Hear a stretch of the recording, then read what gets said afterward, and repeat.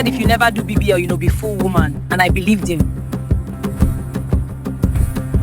The day my boyfriend looked at me and said, "I'll marry you, but your yansh needs to grow first," something inside me went quiet. Because in that moment, everything I was, my shop, my hustle, my sacrifices, meant nothing. My body became a requirement. My love became conditional. I laughed like it didn't hurt. I even smiled. But that sentence followed me everywhere. To my shop, to my mirror, to my sleep.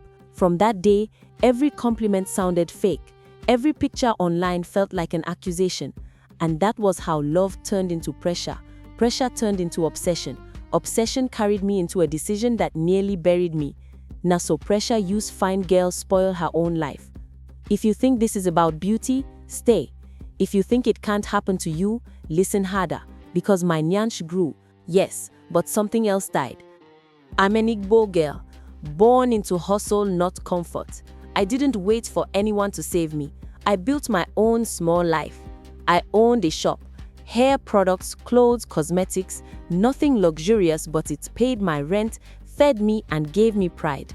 I opened early, closed late. Some days my legs ached, but I still smiled because the money was honest. People admired my drive. They called me hardworking. They said I was responsible, but admiration didn't feel like enough, not in a world where women were measured by curves. At weddings, I became careful with clothes. At parties, I laughed louder to distract from what I lacked. In mirrors, I tilted my body, searching for something that wasn't there. My boyfriend noticed. He always noticed. At first, it was playful, little jokes, soft teasing. I laughed along, pretending it didn't touch me. But jokes have a way of becoming reminders. Sometimes I'd catch him scrolling through his phone. Images of bodies that didn't look like mine. He never said anything directly. He didn't have to. Slowly, quietly, my shop stopped being my pride. My independence stopped feeling like power. All I could think was how close I was to being almost enough. And that's how confidence diggy dies small.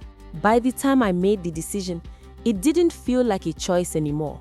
It felt like something I had to do, like a deadline was chasing me. A friend linked me to the clinic. She said it casually, like she was recommending a tailor. Abba, cheap, fast, they know what they're doing. I didn't hear cheap as danger. I heard it as possible. The building didn't look like a hospital. No bright lights, no proper sign, just a quiet place pretending to be professional. Inside, the air was heavy, not clean hospital heavy, nervous heavy. They spoke with confidence, too much confidence. No long explanations, no proper warnings, just reassurance after reassurance. Many girls don't do "I'm here. You go fine, relax." I asked 1 or 2 questions, but not the ones that mattered. I didn't ask about risks. I didn't ask about licenses. I only asked how long before I could stand in front of my mirror and feel chosen. They smiled. I signed papers I didn't read properly. I told myself fear was normal. When I healed enough to travel, I went to Lagos. That was when everything changed. My body entered the room before I did. Clothes fitted differently. People looked twice.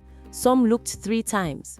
The same mirror that used to frustrate me suddenly became my friend.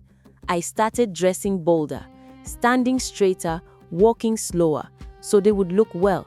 My boyfriend changed too. He smiled more, held my waist in public, posted me for the first time.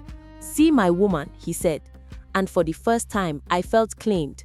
Friends hyped me. Strangers complimented me. Everywhere I went, I felt upgraded, like I had finally unlocked a level. I told myself it was worth it. The money, the pain, the fear. This was the reward. No warning dream, no sign from heaven. It happened on a normal morning. I woke up feeling heat. Not normal heat, not Lagos heat. This one was deep, uncomfortable, wrong. When I stood up, pain shot through my body. Sharp, heavy, confusing. I went to the mirror, expecting to calm myself down. But what I saw made my heart drop. My shape looked different, uneven. One side harder, the other softer, like my body was arguing with itself. I touched it and flinched. It was tender, almost burning. I told myself not to panic. I sat down, drank water, tried to breathe. Then the fear came. I called the clinic, no answer. I called again, still nothing. Messages delivered, no reply. The same people that rushed me before had vanished. That was when it hit me. Whatever they put inside me, my body was rejecting it. The pain didn't go away. It got worse. By the time I reached the hospital, I was shaking, not just from pain, from shame. Explaining what I did, explaining where I went, watching doctors exchange looks they didn't want me to see. That was when I heard words I wasn't ready for. Infection, complications, we'll try our best. Bills started piling up. Money I didn't have, money I already spent chasing a promise. I called my boyfriend. He came once, just once. He looked uncomfortable, sat far, asked a few dry questions. After that, calls reduced, replies slowed, marriage talk disappeared completely. No proposal, no reassurance, just distance. I watched the same man who gave me conditions slowly remove himself from the consequences. Friends that hyped my body stopped checking in. The attention vanished. The silence was loud. Lying on that bed, weak and scared, one truth hit me hard. I didn't lose love because of my body. I lost myself trying to earn it. I didn't bounce back quickly. Healing was slow. Pain stayed longer than expected. Some days, I couldn't even look at myself without feeling angry. But I survived. I went back to my shop, restocked slowly, walked quietly, no hype, no validation chasing.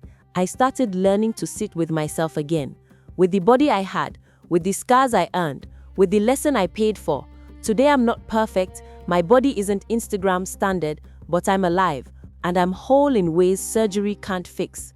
If a man ever tells you he'll love you after you change your body, understand this clearly. He doesn't love you, he loves an idea. No relationship is worth your health.